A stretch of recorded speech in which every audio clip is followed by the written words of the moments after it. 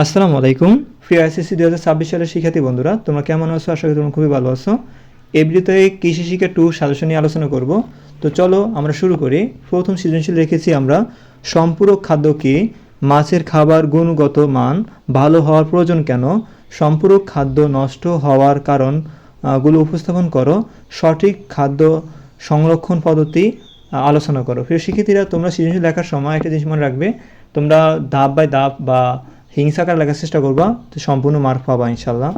হে কি, ভালো খাবারের কি কি গুণ থাকা প্রয়োজন, জলিল সাহেবের খামারে সংরক্ষিত খাবার নষ্ট হওয়ার কারণ ব্যাখ্যা করো, ভালো খাবার ভালো রাখার করণীয়, প্রাণী সম্পদ কর্মরত কর্মকর্তার নির্দেশনার আলোকে বর্ণনা করো।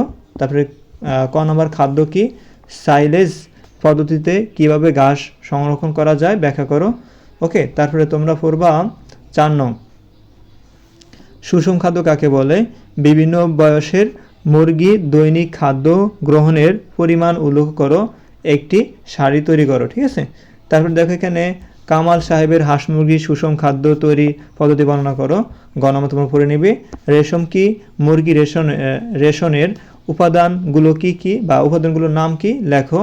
তারপর ব্রয়লারগুলি তাড়াতাড়ি বড় হওয়ার কারণ ব্যাখ্যা করো। এই সেই তোমরা গণনা পড়ে নিবা। সাইলেজ কি, সাইলেজের উপাদানগুলো কি কি, আঁশ জাতীয় খাদ্য সংরক্ষণের প্রয়োজনীয়তার ব্যাখ্যা করো। সরি, এখানে ব্যাখ্যা হবে, টাইপটা মিস্টেক হয়েছে এখানে। বিটিবিতে প্রদর্শিত সাইলেজ তৈরির পদ্ধতি বর্ণনা করো। তারপরে দেখো এখানে 7 নম্বর, পাবদা ও গুলশা কোন জাতীয় মাছ, পাবদা মাছের দৈহিক বৈশিষ্ট্য লেখো। জনাব আলী তার মজা পুকুরটি, এখানে মিস্টেক আছে সম্ভবত একটা, যাক, হ্যাঁ মজা, ঠিক আছে, মজা পুকুরটি কিভাবে চাষ উপযোগী করলো, গণনা পড়ে নিবা তোমরা। তারপরে দেখো এখানে ক হবে, ঢ এসে পড়েছে, টাইপটা মিস্টেক হয়েছে এখানে। সমন্বিত মাছ চাষ কি, মাছ মাহকে কি কিভাবে উপকার করে, বা এখানে তোমরা এটা পড়ে নিবা। তারপরে ক নাম্বার, সুস্বাদু মাংসের জন্য প্রসিদ্ধ ছাগলের জাতের নাম কি, যমুনা ফারি বা ব্লক বেঙ্গল ছাগলের মধ্যে পার্থক্য দেখাও। ঠিক আছে, এই হলো 10 নম্বর সৃজনশীল। 2টি উন্নত জাতের গাভীর নাম লেখো। দুগ্ধ খাবারের ভবিষ্যৎ কার উপর নির্ভরশীল এবং কেন। তারপরে তোমরা 11 নম্বর সৃজনশীল পড়বা, গাভীর 2টি সংকর জাতের নাম লেখো, গাভী পালনের সুবিধাগুলো কি কি। তারপরে দেখো 10 নম্বর সৃজনশীল, পারিবারিক খামার কি, বাণিজ্যিক খামারের উপকারিতা কি লেখো। তারপর 16 এখানে একটু ভুল হয়েছে, 10-এর পরে এসে তোমার 11 পরে এসে তোমার 12, এটা 12 নম্বর হবে, এটা হবে 13 নম্বর। তো 13টা সৃজনশীল। নিট মুনাফা কি, স্থায়ী ব্যয় ও আবর্ত ব্যয়ের 2টি পার্থক্য লেখো।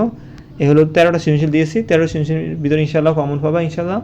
এর পাশাপাশি তোমরা যেহেতু একদিন সময় পেয়েছো তোমরা, আশা করি তোমরা মেন বই পড়েছো, এই 13টা সৃজনশীল পড়বা, পাশাপাশি তোমরা একটু পিছনের বোর্ড কোশ্চেনগুলো একটু পড়তে পারো, ইনশাআল্লাহ কমন পাবা। তো আজ আর নয়, ইনশাআল্লাহ তোমাদের এই শেষ পরীক্ষা কৃষি শিক্ষা, আমি তোমাদের কাছ থেকে বিদায় নিতেছি। তোমরা আমার যদি কোনো ভুল হয়ে থাকে মাফ করে দিবা, ক্ষমা দৃষ্টিতে দেখবা। আর যারা এই পিডিএফ চাও তারা আমার হোয়াটসঅ্যাপ নাম্বারে মেসেজ দিতে পারো। হোয়াটসঅ্যাপ নাম্বার হলো 01720602458, 01720602458। এটা হলো আমার হোয়াটসঅ্যাপ নাম্বার। এখানে মেসেজ দিলে তোমাদেরকে পিডিএফ দিয়ে দেবো ইনশাআল্লাহ।